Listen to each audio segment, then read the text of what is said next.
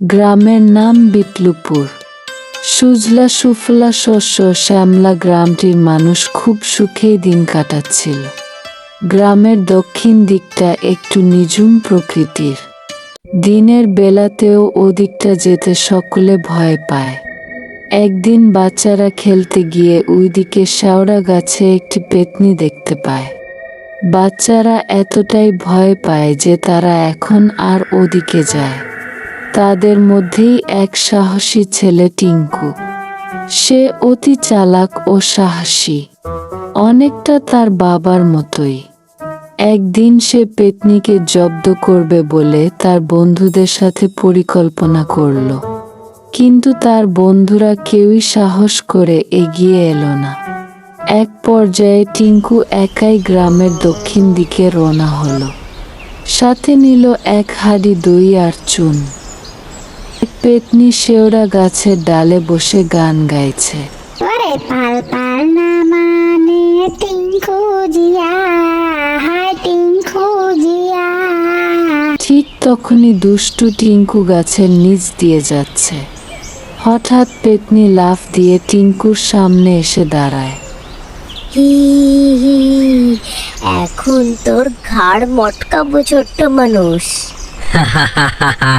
আরে তুই আমার কি ঘাড় মটকাবি রে? জানিস আমি কে? কি তুই? আমি হলাম ভূতের বাপ তুত, টিঙ্কু তুত।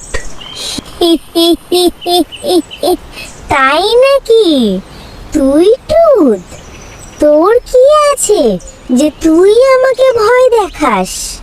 কারণ আমি যা খেতে পারি তা তুই কখনো খেতে পারবি না। চ্যালেঞ্জ নিবি? দেখা যাক তোর কত ক্ষমতা। তাই নাকি? দেখা যাক তবে। তার কাছে থাকা পোটলা থেকে টিঙ্কু দুটো মাটির পাতিল বের করে, একটাতে ছিল দিয়ে একটাতে ছিল চুন। এই নে দেখ,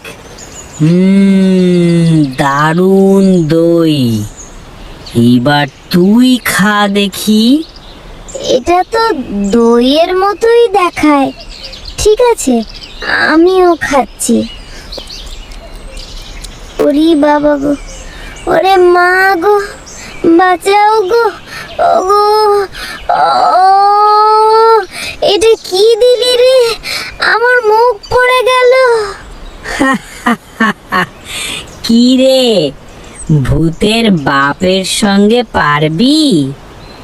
এখন বের কর তোর কাছে হীরা জহরত যা আছে সব দে। ও বাবা টুট, আমাকে ছেড়ে দে, আমার কাছে কিচ্ছু নেই। তুই ভূতের বাপ, আমি হার মানলাম। যা এবার পালা, আর কখনো আমার সামনে ভয় দেখাতে আসিস না। এসেছে আমার ঘাড় মটকাতে। ভূতের বাবা আমার টিঙ্কু টুইটা, টিঙ্কু টুইটা। পেত্নী লজ্জায় মাথা নিচু করে পালিয়ে যায়, আর দুষ্টু টিঙ্কু হাসতে হাসতে চলে যায়। তার বন্ধুরাও তাকে বাহবা দিল।